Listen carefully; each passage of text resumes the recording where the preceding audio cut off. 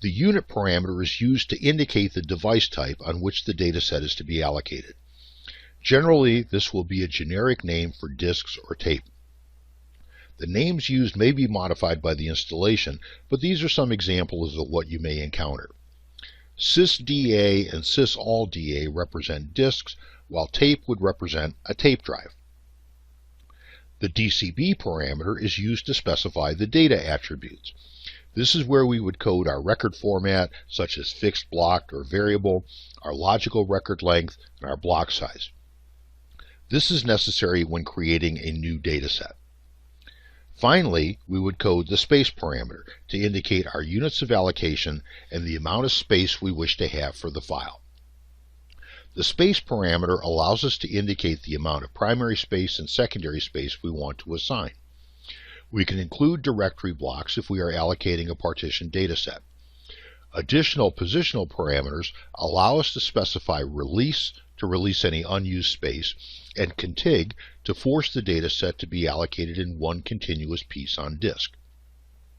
The space parameter would only be used for disk datasets. Now, let's look at all the functional parts of the JCL, excluding only the job statement. In this example, we can see that we are running a program called IEBGener. The first DD statement is called sysprint and is defined as creating output to go to the printer queue, class A.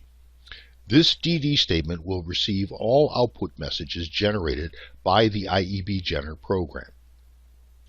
The second DD statement is a sysin, and it's defined as a dummy. This indicates that it is a null file or should be treated as an empty dataset. Therefore, this is effectively ignored while still being accounted for to the program. The sysut1 is the input dataset, while sysut2 is the output dataset. This is known from the documentation of the IEBGener program, and that's what we have to consider when we code this JCL. In this case, sysut1 specifies the dataset name and the disposition of share. So the dataset already exists and is only going to be read as input.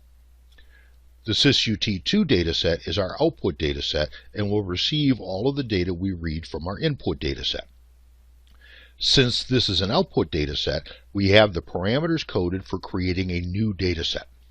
The dataset name parameter assigns a name. The disposition parameter indicates it's a new dataset and we wish to catalog it when the step completes.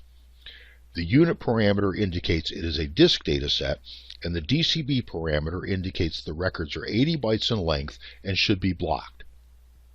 By not coding the block size, the system will calculate this value, just as was done under ISPF.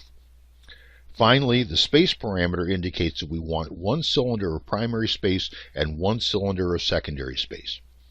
This job could now be submitted, and upon completion we will have created a new dataset and copied the contents from the original dataset.